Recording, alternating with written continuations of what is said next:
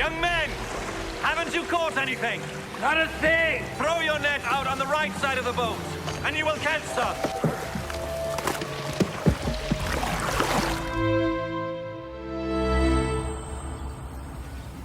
Fill these jars with water.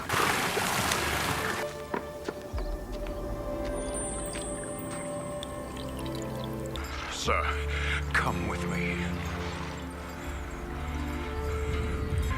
Before my child dies. Go. Your son will live. Do you want to get well? Sir, I don't have anyone here to put me in the pool when the water is stirred up. Get up. Pick up your mat and walk. There is a boy here who has 5 loaves of barley bread and 2 fish. But they will certainly not be enough for all these people.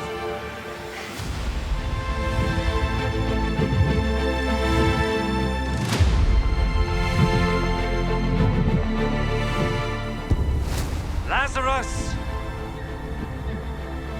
Come out!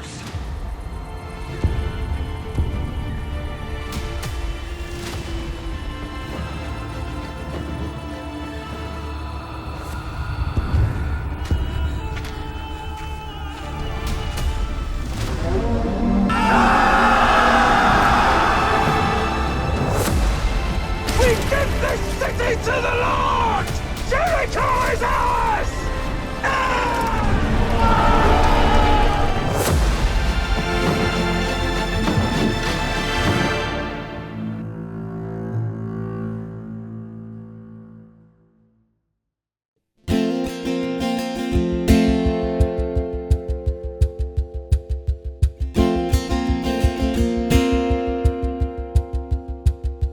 God sent his son. They called him Jesus. He came to love, heal and forgive. He lived and died to buy my pardon. An empty grave is there to prove my Savior lives.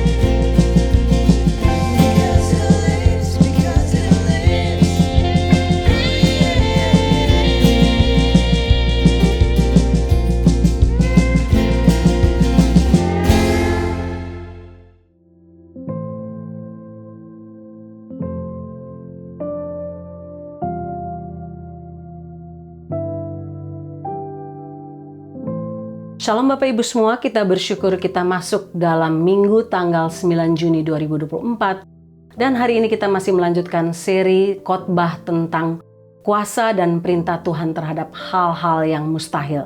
Hari ini saya akan membawakan khotbah di bawah tema Power over Quantity. Firman Tuhan yang terambil dari Yohanes 6 ayat 1-15 yang berbicara tentang bagaimana Yesus melakukan mujizat dengan memberi makan 5.000 orang dengan 5 roti dan 2 ikan. Mari kita berdoa lebih dahulu. Bapa dalam surga, kami tahu bahwa Engkau Allah yang luar biasa. Ketika Engkau memerintahkan hal-hal yang mustahil, Engkau sanggup melakukan hal yang luar biasa, yang di luar pikiran manusia, bahkan di luar akal budi kami yang kecil. Hamba berdoa supaya kebenaran firman Tuhan ini menguatkan kami. Apapun pergumulan kami, apapun masalah kami, apapun keraguan kami, hamba berdoa supaya kebenaran firman Tuhan ini menjawab kebutuhan iman kami yang paling dalam. Bersabdalah ya Tuhan, dalam nama Tuhan Yesus. Amin. Ya Bapak Ibu, jika hari ini saya menyampaikan kepada Bapak Ibu semua, baik yang mendengarkan secara online atau in person, saya bilang, Bapak Ibu siapa saja yang mau datang ke kebaktian NLCC Indonesia jam 11.30 pagi tanggal 9 Juni, siapa saja yang datang saya akan memberikan Bapak Ibu $10.000 cash. Kira-kira apa dalam pikiran Bapak Ibu? Apakah Bapak Ibu pikir, oh Bu Sarah cuma joking, oh Bu Sarah ini hanya bergurau, nggak mungkin itu terjadi. Atau Bapak Ibu percaya, oh Bu Sarah benar-benar akan membagi uang $10.000 per orang. Nah, jika hal yang sama dikatakan oleh Elon Musk, manusia terkaya di dunia saat ini, dia katakan hal yang sama seperti saya. Kalau kamu datang ke NLCC pagi ini, tanggal 9 Juni saya akan memberikan kamu tiap orang, berapapun banyaknya, $10.000 cash. Kira-kira yang mana yang Bapak Ibu percaya? Saya yakin Bapak Ibu akan lebih percaya apa yang dikatakan oleh Elon Musk daripada saya. Mengapa? Hal itu sesuatu yang wajar. Karena manusia melihat dari mana sumber janji itu berasal. Bapak Ibu mungkin melihat, oh Bu Sarah tidak mungkin mampu menyiapkan $10.000 per orang. Mungkin satu orang pun tidak sanggup, tapi Elon Musk sanggup melakukannya. Itulah manusia. Manusia melihat kapasitas manusia lain dalam memenuhi sebuah janji, dan sekali lagi, itu hal yang wajar. Nah, hal yang sama terjadi 2000 tahun yang lalu ketika Tuhan Yesus melakukan mujizat, memberi makan 5.000 orang. Dan mujizat ini adalah mujizat yang tidak pernah terjadi lagi Bapak Ibu. Ketika sekian banyak diberi makan oleh seseorang dari jumlah yang sangat kecil. Dari jumlah 5 roti dan 2 ikan dan masih bersisa 12 bakul. Manusia masa sekarang bisa mempercayai manusia lain. Itu problemnya. Mempercayai manusia lain yang dilihat, oh itu orang kaya. Daripada mempercayai Tuhan. Dan ini masalah manusia modern. Masalah orang Kristen masa dulu dan masa sekarang. Banyak kali ketika Tuhan memberikan janji untuk kita, kita lebih memilih untuk mempercayai janji manusia yang kita anggap qualify untuk memenuhi janji itu. Daripada Tuhan sendiri sebagai sumber segala berkat. Bapak Ibu, hari ini ada beberapa hal yang saya ingin kita lihat sebagai bagian firman Tuhan yang bisa kita ambil makna teologisnya. Yang pertama, mari kita lihat sekitar latar belakang kejadian ini. Latar belakang peristiwa ketika Yesus memberi makan 5.000 orang dalam ayat 1 sampai ayat 4. Kita baca sebentar. Sesudah itu Yesus berangkat ke seberang danau Galilea, yaitu danau Tiberias. Orang banyak berbondong-bondong mengikuti dia karena mereka melihat mujizat-mujizat penyembuhan yang diadakannya terhadap orang-orang sakit. Dan Yesus naik ke atas gunung dan duduk di situ dengan murid-muridnya. Dan Paskah, hari raya orang Yahudi, sudah dekat. Bapak Ibu, kisah ini dicatat dalam 3 Injil. Dalam Lukas 9 ayat 10, Lukas mencatat bahwa Yesus pergi ke tempat terpencil untuk menyendiri. Namun orang banyak tetap mengikuti dia, berbondong-bondong mengikuti dia. Karena mereka melihat mujizat yang Tuhan Yesus lakukan. Mereka ingin tidak saja melihat tapi mendapatkan mujizat itu. Nah, Yohanes satu-satunya yang mencatat bahwa Hari itu adalah hari menjelang atau dekat dengan hari raya Paskah, hari raya besar orang Yahudi. Sehingga kemungkinan rombongan orang-orang banyak ini adalah orang-orang Israel yang mau berziarah menuju Yerusalem, sehingga mereka berbondong-bondong mengikuti Yesus. Ada beberapa solusi yang terjadi dalam peristiwa ini. Solusi pertama itu datang dari Filipus, ayat 5 sampai ayat yang ke-7. Ketika Yesus memandang sekelilingnya dan melihat bahwa orang banyak berbondong-bondong datang kepadanya, berkatalah ia kepada Filipus, "Di manakah kita akan membeli roti supaya mereka ini dapat makan?" Hal itu dikatakannya untuk mencobai dia sebab ia sendiri tahu apa yang hendak dilakukannya. Jawab Filipus kepadanya, "Roti seharga 200 dinar tidak akan cukup untuk mereka ini, sekalipun masing-masing mendapatkan sepotong kecil saja." Bapak Ibu lihat apa yang terjadi dengan Filipus, solusi yang diberikannya. Ketika Yesus bertanya kepada Filipus, "Filipus, kira-kira di mana kita harus membeli roti untuk memberi makan orang banyak ini? Karena hari sudah malam, hari sudah makin gelap, mereka tidak mungkin kita suruh pulang ke rumah mereka masing-masing. Atau kalau mereka sedang berziarah, kita tidak mungkin suruh mereka melakukan perjalanan lanjutan ke Yerusalem." Nah, Tuhan Yesus dalam kemahatauannya dengan sengaja memberikan pertanyaan ini kepada Filipus. Karena dia tahu, kenapa kepada Filipus? Karena dia tahu Filipus daerah asalnya adalah dari Betsaida. Dan Betsaida itu adalah kota terdekat, tempat gunung mereka orang banyak itu berkumpul. Sehingga itu lokasi terdekat dengan tempat mujizat ini. Filipus, dari pertanyaan itu Tuhan Yesus tahu bahwa Filipus tahu lokasi daerah situ. Di mana tempat jual roti? Di mana toko roti ada di daerah situ? Dan karena Filipus mengenal kota itu dengan baik, Filipus tahu di mana toko roti, Filipus tahu berapa harga roti, Filipus tahu bahwa tidak mungkin orang banyak itu bisa mendapatkan roti dalam jumlah banyak. Filipus tahu bahwa tidak mungkin kalaupun ada toko roti yang masih buka bisa mendapatkan jumlah roti untuk memberi makan 5.000 orang laki-laki, belum terhitung para perempuan dan anak-anak. Nah, kalaupun ada toko roti buka, kalaupun ada uang cukup, saya yakin bahwa toko roti pun Filipus percaya bahwa toko roti tidak sanggup membuat roti sebanyak itu. Hari sudah mulai malam, kemungkinan semua toko sudah tutup. Pada zaman dulu, orang menutup toko mereka sekitar jam 2, jam 3 mereka sudah tutup, tidak ada lagi yang buka. Bapak Ibu, selain masalah toko roti, lokasinya, penyediaannya, ada masalah lain yang muncul dalam pikiran Filipus. Itulah masalah berapa jumlah uang yang harus dikeluarkan untuk membeli 5.000 roti, 5.000 keping roti. Itu pun kata Filipus, kalaupun seorang makan sedikit sebaik, 1 gigitan, tidak akan cukup, belum terhitung wanita dan anak-anak. Sehingga jawaban Filipus dalam ayat yang ke-7, Filipus katakan, jawab Filipus kepada Tuhan Yesus, "Roti seharga 200 dinar tidak akan cukup untuk mereka ini, sekalipun masing-masing mendapat sepotong kecil saja." Bapak Ibu, berapa jumlah 200 dinar, harga 200 dinar dalam mata uang sekarang yang dimaksudkan oleh Filipus? Nah, dalam terjemahan NIV dituliskan demikian, Philip answered him, "It will take more than half a year wages to buy enough bread for each one to have a bite." Artinya, Filipus katakan kalau orang bekerja lebih dari setengah tahun, 200 hari pun, gaji yang dia miliki tidak akan sanggup untuk membeli jumlah roti yang ada untuk 5.000 orang. Tampaknya memang Filipus berfokus kepada solusi finansial. Kepada solusi finansial karena itu menjadi fokus bagi dia. Nah, pada masa itu para pekerja mendapat gaji 1 dinar sehari. Dan jumlah yang disebut oleh Filipus tadi adalah jumlah 200 hari kerja. Itu berarti 200 dinar. Sehingga kalau kita memakai perhitungan sekarang, jumlah harga UMR California itu $20 per jam. $20 dikali 8, 1 hari berarti untuk jumlah 1 hari, $160 orang dapat per hari.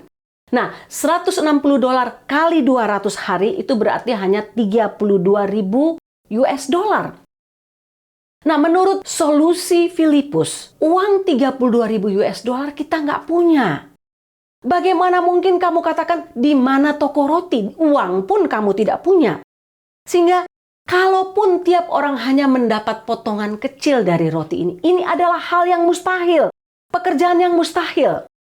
Bapak Ibu, terlepas dari sarkastik atau tidak, namun pikiran Filipus adalah begini. Mencoba memberi makan begitu banyak orang adalah hal yang mustahil. Karena biayanya sangat mahal. Ini benar-benar hal yang tidak mungkin sama sekali. Karena apa? Dia tahu mereka tidak punya uang sebanyak itu. Nah, dalam bagian ini dikatakan bahwa Tuhan Yesus sengaja menguji Filipus dengan pertanyaan itu. Dia sengaja memberikan pertanyaan itu kepada Filipus karena dia tahu apa yang akan dia perbuat.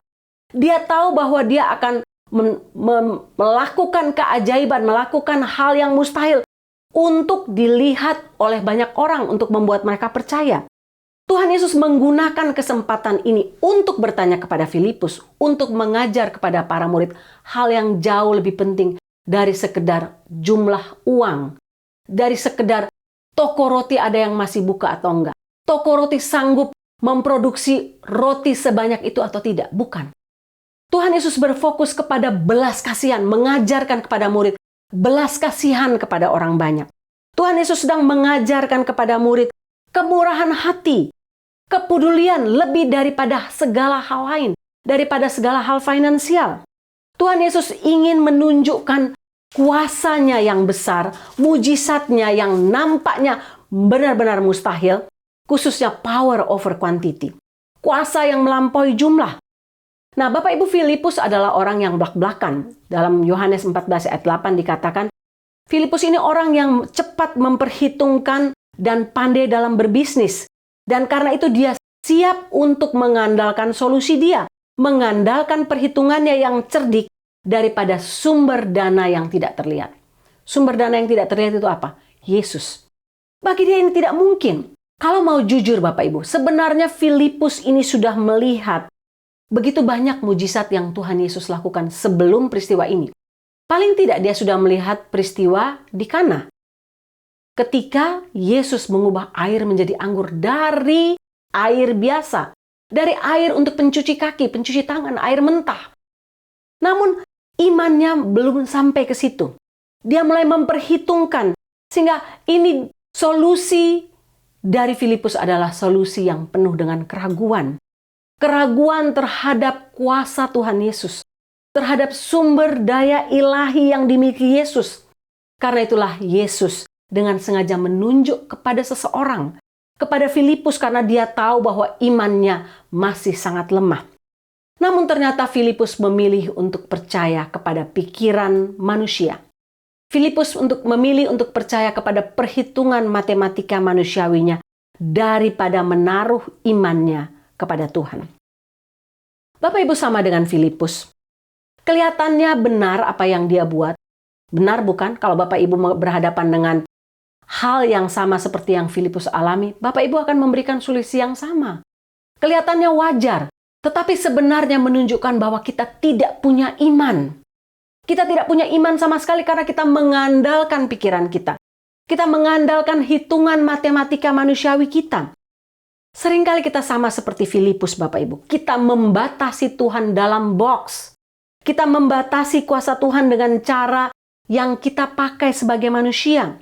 Kita membatasi Tuhan dengan bagaimana cara menyelesaikan masalah memberi makan 5.000 orang ini dengan pikiran kita yang terbatas. Karena itu Yesus menggunakan pendekatan yang benar-benar berbeda dengan cara pikir kita manusia. Otak kita, kemampuan berpikir kita tidak sampai ke titik ini. Karena kita sering memakai perhitungan matematika kita yang sangat-sangat terbatas. Matematika kita selalu salah dalam menyelesaikan kebutuhan hidup kita, Bapak Ibu. Saya baca satu kisah yang menarik, bicara tentang bagaimana seseorang memakai logikanya dengan keraguannya terhadap kuasa Tuhan. Kisah ini terjadi pada waktu Perang Dunia Kedua. terjadi terhadap seorang bernama Darlene Deber Rose. Dia adalah seorang misionaris ke New Guinea. Dia ditangkap dan dipenjarakan di kamp konsentrasi Jepang pada Perang Dunia Kedua. Nah, pada waktu itu kondisinya sangat parah Bapak Ibu, karena makanan sangat terbatas. Mereka hanya diberi makan 1 kali sehari dan sangat terbatas jumlahnya, benar-benar dijatah. Pada satu kesempatan, Rose melihat dari sel jendelanya, seorang petugas penjara memberikan seikat pisang kepada orang yang berada dalam penjara. Orang lain yang berada dalam penjara. Waktu dia lihat itu, hatinya berkata, Tuhan, saya pengen pisang. 1 pisang saja sudah sangat enak, sudah sangat cukup untuk saya. Tuhan, tolong berikan saya pisang. Habis dia berdoa itu, dia bilang, mustahil. Bagaimana mungkin pegawai penjara yang jahat itu akan datang memberikan saya pisang? Tidak mungkin. Jangankan 1 ikat, 1 biji pun tidak mungkin. Dia tahu bahwa dia berdoa, tapi pada saat yang bersamaan dia meragukan kuasa Tuhan. Apa yang terjadi kemudian Bapak Ibu? Ketika dia sedang berusaha merasionalisasi, mulai berhitung, mulai mengkalkulasi, tidak mungkin Tuhan. Dia sampai katakan, kemungkinan bulan jatuh dari langit lebih besar daripada kemungkinan untuk saya mendapatkan 1 pisang saja. Nah, pada waktu dia sedang berpikir merasionalisasi pikirannya, tiba-tiba pegawai penjara datang ke sel dia. Dia sangat lemah. Karena dia sangat lemah, dia tidak sempat membungkuk. Nah, rupanya pegawai penjara, pegawai penjara ini, kalau kamu tidak membungkuk, mereka akan menendang kamu dan menyiksa kamu. Dan waktu itu pegawai penjara pergi kembali. Dia pikir, wah, pegawai penjara pergi dan datang kembali. Pasti untuk memukul saya karena saya tidak sempat membungkuk, menunduk, memberikan penghormatan kepada dia. Tapi apa yang terjadi? Ternyata pegawai penjara itu melemparkan setandan pisang ke dalam penjara dia. Dia kaget Bapak Ibu, karena dia sedang merasionalisasi kemustahilan, kemungkinan bahwa tidak mungkin Tuhan memberikan dia 1 pisang saja. Tapi ketika datang 1 tandan, dia berusaha menghitung semua pisang, jumlah pisang itu 99 biji pisang. Dia sangat terkagum dan dia tiba-tiba teringat dalam pikiran dia Efesus 3 ayat 20. Bagi Allah yang mampu berbuat jauh lebih banyak dari apa yang kamu minta atau kita pikirkan, sesuai dengan kuasanya yang bekerja di dalam kita. Bapak Ibu, bukankah sama seperti Filipus yang solusinya adalah solusi keraguan? Sama seperti Rose yang berdoa untuk meminta sepotong pisang, 1 biji pisang, tapi pada saat yang bersamaan meragukan bagaimana caranya Tuhan bisa membawa pisang ke dalam penjara dia. Kita berdoa. Seringkali kita seperti itu. Kita berdoa, Tuhan, ini pergumulan saya benar-benar berat. Tidak mungkin pergumulan saya ini bisa diselesaikan dengan cara apapun. Tampaknya mustahil, Tuhan. Mungkin ini akan makan bertahun-tahun, makan waktu bertahun-tahun, berbulan-bulan. Tidak mungkin Tuhan bisa menyelesaikannya dalam 1 waktu, 1 detik, atau dalam waktu 1 hari. Tidak mungkin, Tuhan. Dalam semalam. Tapi lihat apa yang terjadi dengan Rose. Lihat apa yang terjadi dengan Filipus. Tidak pakai menunggu bertahun-tahun, tidak pakai menunggu berbulan, berminggu. Tidak. Terjadi saat itu juga. Problemnya sering kali ada pada kita. Ketika kita berdoa, ketika kita berusaha mencari solusi, solusi kita penuh dengan keraguan. Kita tidak punya iman kepada Allah yang besar. Karena apa? Kita berfokus kepada persoalan kita yang besar. Sehingga kita membokskan Tuhan, mengkotakkan Tuhan, dan cara penyelesaian Tuhan sesuai dengan kemampuan kita. Bapak Ibu, apa yang terjadi dengan Andreas? Ada solusi kedua, itu solusi dari Andreas. Sebelum Tuhan Yesus menyelesaikan masalah memberi makan 5.000 orang ini dengan mujizatnya, Andreas, saudara Simon Petrus, memberikan solusi yang lain. Kita baca ayat 8 dan ayat 9. Seorang dari murid-muridnya itu, Andreas, saudara Simon Petrus, berkata kepada Yesus, di sini ada seorang anak yang mempunyai 5 roti jelai dan 2 ikan. Tetapi apakah artinya itu untuk orang sebanyak ini? Bapak Ibu, lebih bagus solusinya daripada yang dilakukan oleh Filipus. Pada masa itu roti jelai adalah makanan untuk orang miskin. Bahkan lebih sering diberikan, roti jelai itu lebih sering diberikan kepada hewan daripada kepada manusia. Nah, kemungkinan anak laki-laki yang membawa roti jelai ini adalah anak yang berasal dari keluarga miskin. Karena harga jelai pada masa itu adalah sepertiga dari harga gandum. Bapak Ibu bisa lihat dalam Wahyu 6 ayat 6. Bahkan dalam Yehezkiel 13 ayat 19 dikatakan bahwa para nabi palsu mencemari nama Tuhan dengan segenggam jelai, yaitu imbalan yang sangat rendah. Nah, sementara dua ikan yang dipakai di sini adalah Yohanes memakai kata osparia, artinya bukan menunjukkan kepada ikan tongkol yang besar. Bukan, ini menunjukkan kepada jenis ikan yang sangat kecil, mungkin seperti ikan kombong, ikan kembung orang bilang. Nah, ikan ini dia bawa untuk makan bersama dengan roti jelai itu. Nah, Andreas memberikan solusi kepada Tuhan. Oh, di sana ada seorang anak, dia bawa 5 roti dan 2 ikan. Tapi solusi berikut dia adalah begini. Apa gunanya Tuhan? Apa artinya untuk orang sebanyak itu yang secara logika benar 100%? Kalau Bapak Ibu punya 5 roti dan 2 ikan, apakah Bapak Ibu ada dalam pikiran Bapak Ibu, oh saya bisa memberi makan pesta besar 100 orang. 100 orang saja tidak bisa, bahkan kalau seorang mendapat sepotong kecil Bapak Ibu. Dan pikiran dia adalah pikiran yang benar.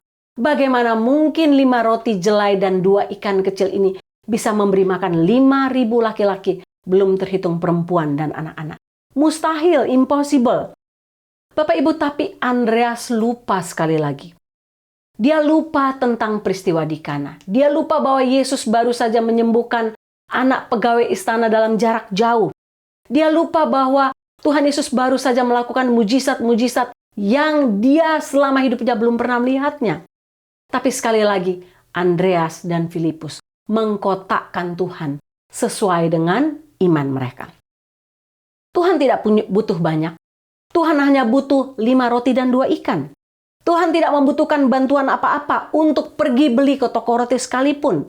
Seringkali dia menahan pekerjaannya, menahan mujizatnya, sampai dia mendapatkan partisipasi kita dari hal-hal yang kecil. Hal-hal yang besar bukan terjadi dari tangan kita. Tapi karena Tuhan mengizinkan hal-hal kecil itu dipakai untuk kemuliaan namanya. Tuhan menyelesaikan apa yang tidak dapat diselesaikan oleh Filipus, apa yang tidak dapat diselesaikan oleh Andreas, yang pikirannya sangat terbatas.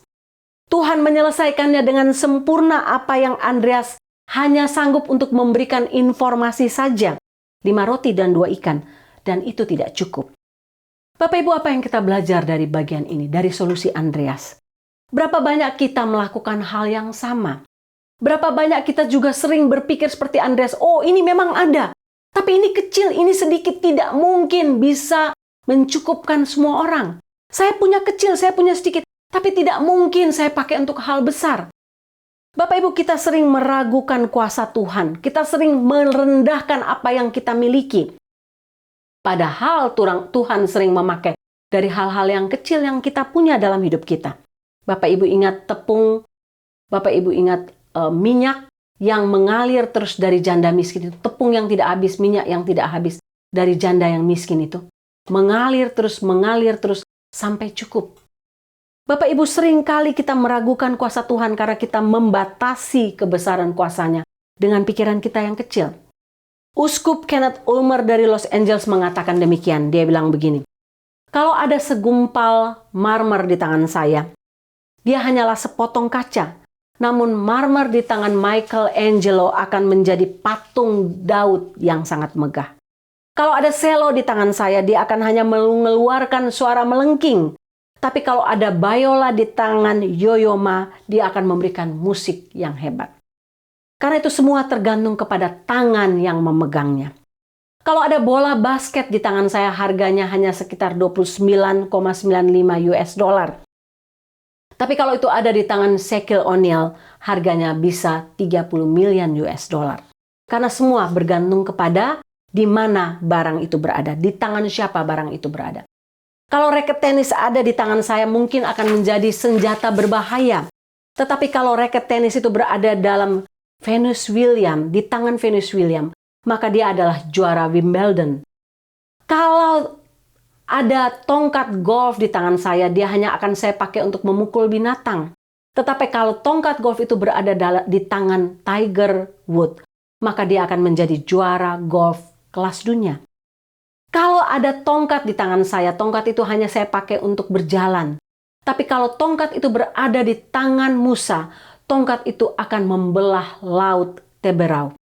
Kalau hanya ada 5 roti dan 2 ikan di tangan saya, itu hanya cukup untuk memberi makan 5 orang, 2 orang, dan mungkin tidak kenyang. Tapi 5 roti dan 2 ikan di tangan Yesus Kristus sanggup memberi makan 5.000 orang, belum terhitung para wanita dan anak-anak. Bapak Ibu, apa yang ada di tangan Bapak Ibu sekarang? Mungkin Bapak Ibu katakan, oh saya cuma punya uang sedikit. Saya tidak sanggup untuk menolong orang lain. Pakailah yang sedikit itu untuk memberkati orang lain. Biar cuma sedikit, tapi kalau kita memberikannya dengan sukacita, memberikan dengan ucapan syukur, memberikan dengan sukarela, maka Tuhan akan melipat gandakannya dengan kuasanya. Problemnya ada pada kita. Apakah kita mau percaya akan kuasa dan mujizat Tuhan, ataukah kita masih terus memakai otak kita berhitung dengan kebodohan kita? Bapak Ibu, mari kita lihat solusi yang ketiga, solusi terakhir. Solusi yang dilakukan oleh Tuhan Yesus yang melampaui batas kemampuan kita untuk berpikir. Melampaui jumlah secara manusia. Yohanes 6 ayat 10 katakan, kata Yesus, suruhlah orang-orang itu duduk. Adapun di tempat itu banyak rumput. Maka duduklah orang-orang itu kira-kira 5.000 laki-laki banyaknya. Lalu Yesus mengambil roti itu, mengucap syukur dan membagi-bagikannya kepada mereka yang duduk di situ. Demikian juga dibuatnya dengan ikan-ikan itu sebanyak yang mereka kehendaki. Bapak Ibu, sebelum mujizat itu terjadi, apa yang Tuhan Yesus katakan? Duduk. Duduk semua, ada rumput situ, kalian duduk semua dengan rapi, dengan teratur. Nah Bapak Ibu, sebelum Tuhan Yesus melakukan mujizatnya, Tuhan Yesus ingin kita hidup secara teratur, secara rapi, tertib. Itulah yang Tuhan Yesus selalu inginkan. Lalu Tuhan Yesus melakukan apa? Tuhan Yesus mengambil 5 roti dan 2 ikan itu dan mengucap syukur kepada Bapa di surga. Lihat di sini, kuasa ucapan syukur yang Tuhan Yesus lakukan. Tuhan Yesus ingin menunjukkan bahwa dari yang sedikit ini ketika kamu bersyukur, akan terjadi yang namanya pelipat gandaan. Akan terjadi yang namanya mujizat dalam hidup kita. Bapak Ibu, seringkali hal yang kecil, kalau datang dalam hidup kita dengan hati penuh ucapan syukur, maka yang ada adalah apa? Rasa puas. Kadang-kadang bukan hanya rasa puas saja Bapak Ibu, tapi kelimpahan secara fisik, secara materi. Dan saya mengalaminya berkali-kali. Ini bukan sekedar teori Bapak Ibu. Saya mengalaminya dalam hidup saya berkali-kali ketika yang saya punya ini sedikit. Dan saya mengucap syukur kepada Tuhan, membagikannya kepada orang lain. Itu akan menjadi berlipat ganda. Tapi ketika saya punya banyak dan saya rasa berkekurangan, saya rasa, oh Tuhan ini tidak cukup. Malah benar-benar tidak cukup. Untuk saya pun tidak cukup. Karena apa? Tidak ada rasa ucapan syukur. Tanpa ucapan syukur tidak akan ada rasa puas. Tanpa rasa puas tidak mungkin kita berbagi. Bapak Ibu, inilah yang terjadi Bapak Ibu. Ketika Tuhan menambahkan sukacita, menambahkan kepuasan, menambahkan hati penuh dengan kelimpahan, itu membuat kita menjadi berlimpah. Tidak saja merasa berlimpah, benar-benar berlimpah secara fisik. Di Afrika Barat ada sebuah jenis mirip cranberry, jenis tanaman yang disebut sweet berry. Nah, sweet berry ini disebut juga miracle fruit. Karena apa? Buah ini mengandung molekul bernama miraculin yang berhubungan dengan indera perasa lidah. Nah, miraculin ini sanggup membuat indera perasa seseorang dari biarpun barang itu terasa kecut, mampu membuatnya menjadi manis. Nah, hati penuh ucapan syukur itu juga seperti itu Bapak Ibu. Sama pengaruhnya dengan miracle fruit. Semangat bersyukur mempermanis seluruh hidup seseorang, bahkan ketika kita sedang mengalami persoalan yang berat sekalipun. Ketika hidup kita sedang berada dalam keadaan paling buruk sekalipun. Penyakit, kesedihan, masalah-masalah yang rasanya tidak ada solusinya. Nah, bayangkan Bapak Ibu, solusi yang Tuhan berikan. Melampaui pikiran manusia. Melampaui perhitungan manusia. Melampaui apa yang manusia bisa pikirkan secara matematis. Bagaimana mungkin 5 roti dan 2 ikan bisa memberi makan 5.000 orang, belum terhitung perempuan dan anak-anak, cukup menjadi kenyang Bapak Ibu. Bukan Tuhan Yesus katakan kamu bisa ambil semuanya sampai kamu kenyang. Mereka sampai kenyang dan masih bersisa 12 bakul. Bapak Ibu, hanya Tuhan Yesus saja yang sanggup melakukannya. Tidak ada seorang manusia pun sanggup melakukan mujizat ini. Yesus melipat gandakan bagi semua orang, termasuk anak kecil yang membawa lans 5 roti dan 2 ikan itu. Bapak Ibu, apapun yang kita berikan kepada Tuhan Yesus dengan hati penuh ucapan syukur, walaupun sedikit, akan mengalami pelipat gandaan. Sekali lagi, ini bukan teori. Ini hal yang nyata dalam hidup kekristenan. Karena matematika kita tidak akan pernah sama dengan matematika Tuhan. Berlipat ganda rasa cukup. Berlipat ganda rasa puas mengalir dalam hati kita. Bahkan kita akan mengalami lipat ganda secara fisik dalam segala hal. Mujizat Tuhan terjadi dalam hidup kita. Sekarang pertanyaan saya untuk Bapak Ibu, apa mujizat yang sedang Bapak Ibu nantikan? Ingat, jangan pernah memakai perhitungan matematika dunia ini. Pakailah matematika Tuhan. Pakailah apa yang kecil yang ada dalam hidup Anda, apapun itu. Milikilah iman. Jangan pernah meragukan kuasanya dan jangan pernah mengandalkan pikiran manusiawi kita yang terbatas.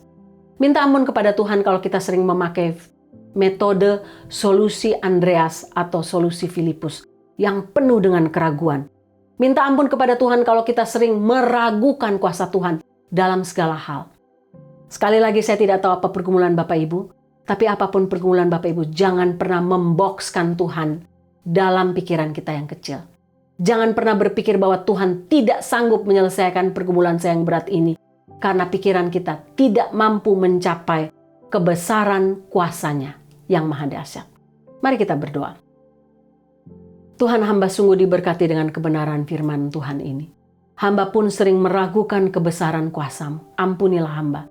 Dan hamba berdoa supaya tiap Bapak Ibu yang mendengarkan secara online sungguh-sungguh diberkati. Kami tidak pernah meragukan Tuhan karena kami tahu Tuhan mampu melakukan kuasa power over quantity. Tolonglah kami untuk tidak memakai pikiran kami yang kecil, yang sering memakai perhitungan manusia, matematika manusia yang seringkali salah dan gagal. Tolonglah kami untuk mengandalkan Tuhan dalam segala hal. Mengandalkan Tuhan ketika kami hidup dari apa yang sedikit dengan hati penuh ucapan syukur. Kami percaya kami akan mengalami mujizat Tuhan, kepuasan yang dari Tuhan, kelimpahan secara materi oleh karena kami bergantung kepada Tuhan dan mau berbagi. Tuhan, hamba berdoa supaya kebenaran firman Tuhan ini sungguh-sungguh memberkati tiap-tiap kami dalam pergumulan kami, apapun masalah hidup kami saat ini. Terpujilah nama-Mu Tuhan. Taruh iman dalam hati kami untuk tetap mempercaya Engkau, Allah yang mampu melakukan, kuasa-Mu mampu melakukan over quantity sebesar apapun. Dalam nama Tuhan Yesus. Amin.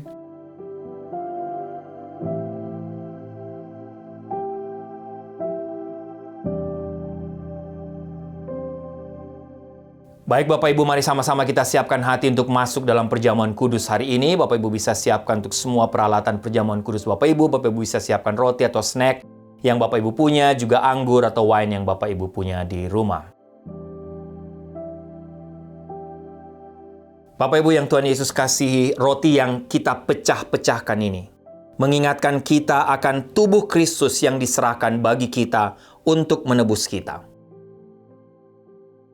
Demikian pula dengan cawan minuman ini yang kita pakai untuk mengucap syukur, mengingatkan kita akan darah Kristus yang dicurahkan bagi kita untuk pengampunan dosa kita. Bapak Ibu bisa mengangkat roti di tangan kanan Bapak Ibu. Yesus berkata, inilah tubuhku yang diserahkan bagi kamu. Perbuatlah ini selalu menjadi peringatan akan aku. Makanlah.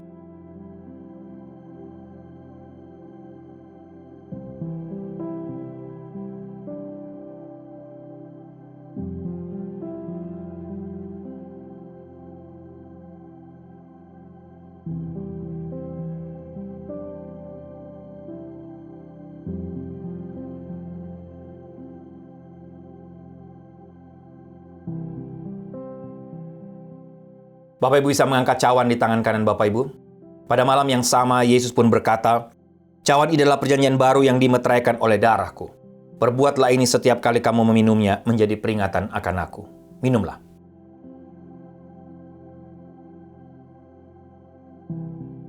Mari kita tundukkan kepala, kita berdoa Bapak Ibu.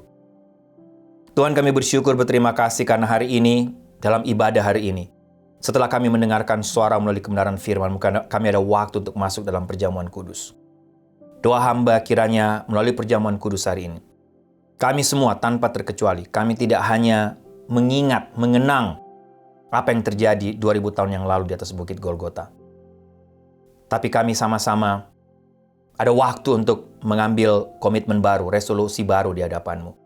Setelah tahu, mengingat bahwa Engkau sudah mati untuk kami di atas kayu salib. Tubuh-Mu hancur, darah-Mu tercurah. Tolong kami supaya kami juga menghargai pengorbanan-Mu. Kami belajar untuk terus hidup dalam kekudusan. Menghormati pengorbanan-Mu di atas kayu salib. Hidup takut akan Engkau. Hidup melayani Engkau dengan serius. Terus menjalankan firman-Mu dalam ketaatan kepada Engkau. Terima kasih Tuhan, terima kasih untuk ibadah hari ini. Terima kasih untuk firman-Mu. Terima kasih untuk perjamuan kudus hari ini. Terima kasih Engkau sudah mati untuk kami sehingga kami bisa mendapatkan hidup kekal. Dalam nama Tuhan Yesus kami berdoa. Amin.